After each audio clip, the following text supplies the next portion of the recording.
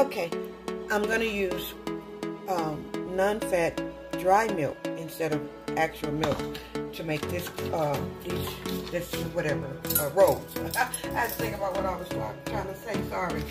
But to make these rolls, okay? So what I'm going to do is to this, I'm going to add 1 tablespoon of my milk powder.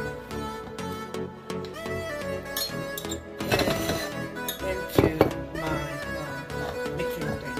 I didn't get quite make sure. Okay, we'll put that away. And then we're going to go on. I'm going to add a tablespoon and a half of sugar to my milk powder.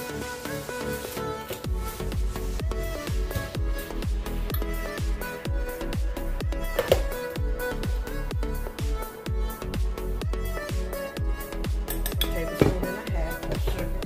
And then this is my yeast that I keep in my freezer. Let me show it to you. I'm making a big mess with it. Okay, but this is it. It's the Fleischmann's instant dry yeast. I'm going to add a tablespoon and a half of it as well.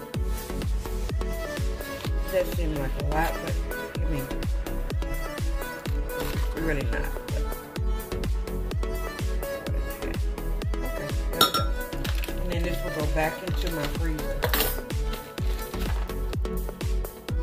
Okay, this is a stick of butter.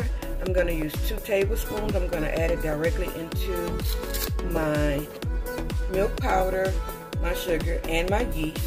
I'm going to go ahead and add that right away into there, like so, okay? And I'm letting my water come up to boil. Well, to raise the temperature to at least between 80 and 110 so that it doesn't kill my yeast. Okay, so I added my water and my sugar. It's about a 90-degree, 110 Fahrenheit in temp. I'm sure it has gone down because I've just mixed it. Let's just add a tad bit more warm water to this, because I want my yeast to bloom very well, and mix that in. Okay. And so there, we're at our sweet spot. We're going to call it 90 right there, okay? And that's it. So now I'm just going to set this to the side, and then I'm going to come back and add my flour into this bowl. Okay, so in here is 2 cups of flour. I'm going to add a half cup more.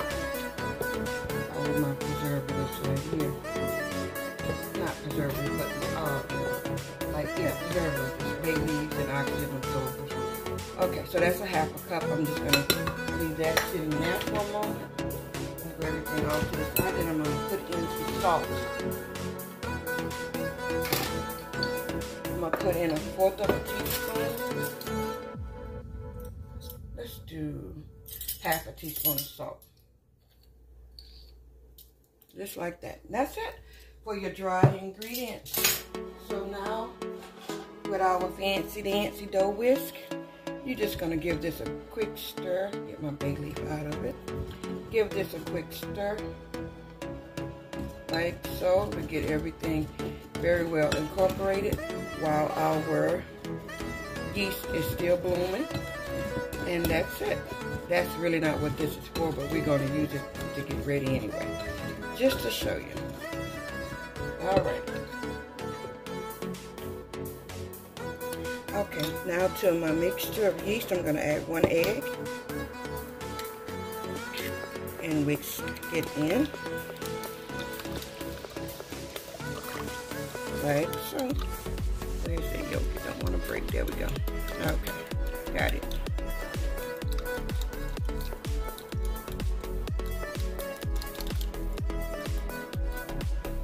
Okay, and that's it. Now this is when all of that gets poured in, and this is where your fancy whisk comes into play. It just helps you to mix and knead this all in and get it well combined. I'm not going to worry about that because I'm going to have to knead this in a minute. So we put in here initially 2½ cups of flour. As you can see, my dough is still a little bit wet. I don't ever add what the recipe calls for right away. because depending on how dense the atmosphere is will determine what your flour content will turn out to be. So I'll wait and let that kind of tell me. So I'm gonna add in another half a cup of flour and go back to what I'm using my whisk for, the whisk. So, okay, so sometimes when you have carpal tunnel and other air issues with your hands, that's why I buy these dough whisks, because it helps you not to use, you know, your joints so much. This kind of, as you can see, it brought that together very well. Now we're just going to go in with our hands. I just find it helpful. And if I find a tool helpful, I like to share said tool with the people I love in hopes that they find it useful for them, that it helps them with what they're doing. I'm going to put a little flour on my hand because I didn't. And I'm just going to knead my dough right here in this bowl, like so. Grab a little bit more flour. And that's it. You just want to now let it build some gluten by kneading your dough. This is a very soft dough. And I'm going to do it right here in this pan because I don't like cleaning this up off my counter. If I don't have to, I'm not. You know, this is what I do to get the dough off of my hands. I have a sensory thing about certain things sticking to me.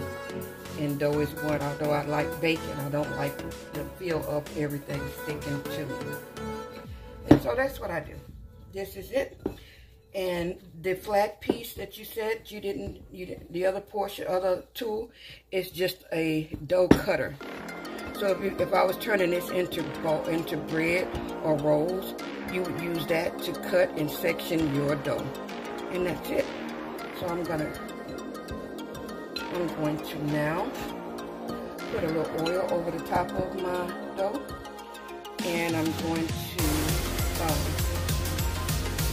let this rise for about maybe 30 minutes to an hour.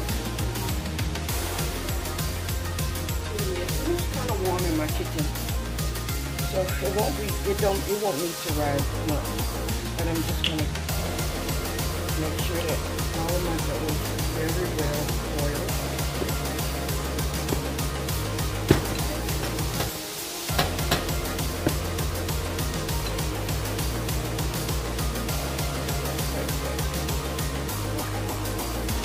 Cover this with some saran wrap and let it rest.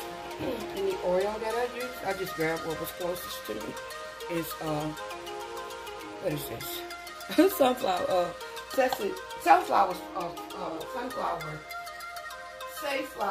It's just an oil. Just an oil.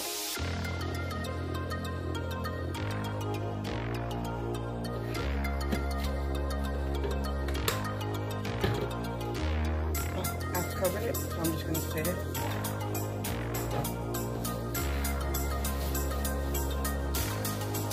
Okay, so our bread has risen. I left it for about 25 minutes, and it's done what it needed to do. So I'm going to spray my dish because I'm going to make rolls and I'm making a loaf of bread. Sprayed and ready. Here's some canola spray. Nothing fancy. Alright, now I'm going to knead my bread out. Let's see if I can get it right. Okay. I'm going to flour my surface a little bit. And then I'm going to just empty my bread right out onto my surface.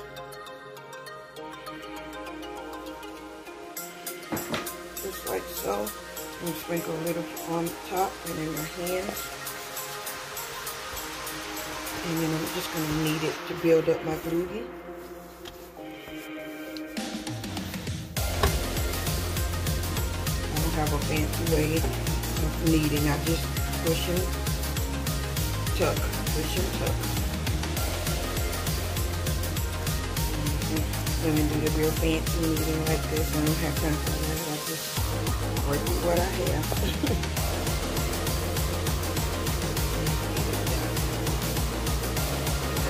deal. Like I said, build up my gluten. And so, the flat fork that you got, yours had a wooden handle, mine just happened to be all metal. It's just a cutter. And so that's basically all it's for.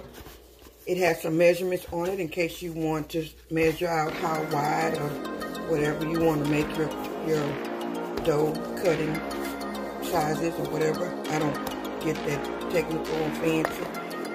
It's not that big of a deal. Okay. So I will need it for as long as I think I need it to. Still trying to get to the top a little bit.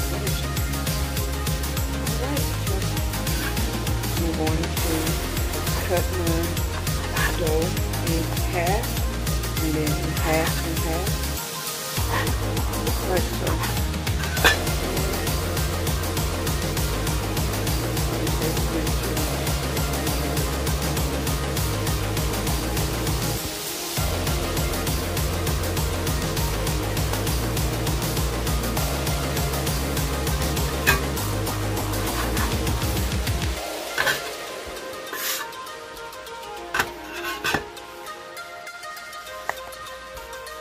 I didn't feel like taking the stuff off my island. That's usually where I do everything. And I was being a little lazy. So when you're being lazy, you so I'm to get a good hard topping, I'm gonna just tuck and roll and pinch on the bottom to bring my dough together and put down. Same thing with this one. If you think it's just a little too big, just use your cutter. Bring it together, and then you just do the same thing.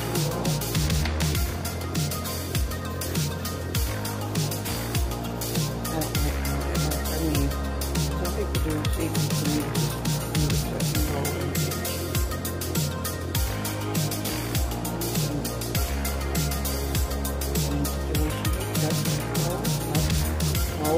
Fold and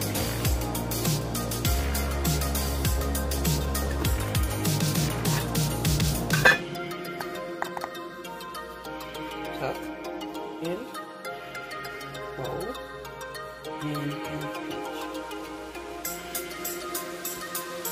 And that's it. So I'm going to do this all the way through until I'm done with my dough, and then we'll let it rise again for about another maybe 30 minutes or so. And we bake them on 450 for maybe 15 to 25 minutes.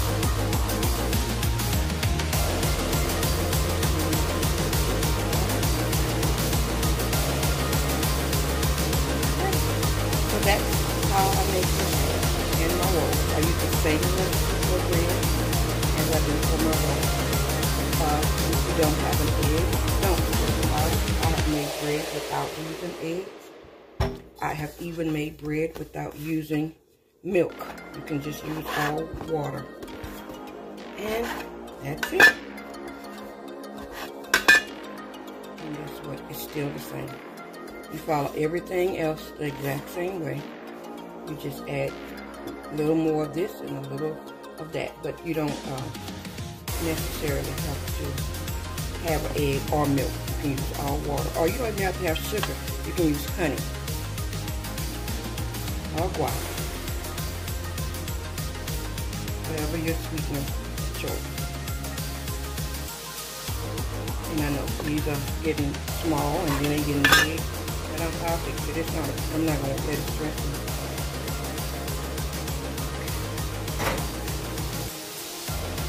So I'm going to grab another dish and keep going. But I just wanted to show that.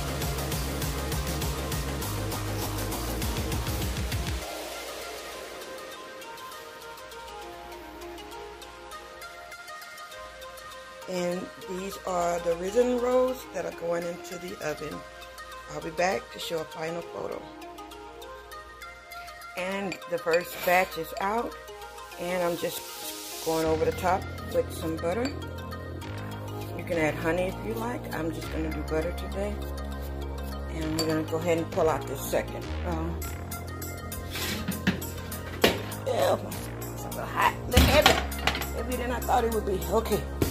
Yeah, I made it. Yeah, I dropped it. All right. So my rolls are not perfectly proportioned. I don't care about all of that. They're going to be proportionally eaten the same way. And there we are. I'm just going to keep putting a little margarine, not margarine, I'm lying, it's actual butter, right over the top as they come out. Allow these to completely cool, or you can eat them warm. That's all up to you. I would think that right out of the oven is a little too warm, but there you are. If you want to take this into your Hawaiian roll, the only thing you would substitute, other than the ingredients that I've put in mine, is you would use coconut water and pineapple juice. And that would take you into your your Hawaiian roll type of biscuits or rolls. Let's say rolls, not biscuits, rolls. If you want potato biscuits, then you will do half a cup. If it's 4 cups of flour you're using, you do 2 cups of mashed potatoes, 2 cups of flour to make potato rolls. Shalom, family.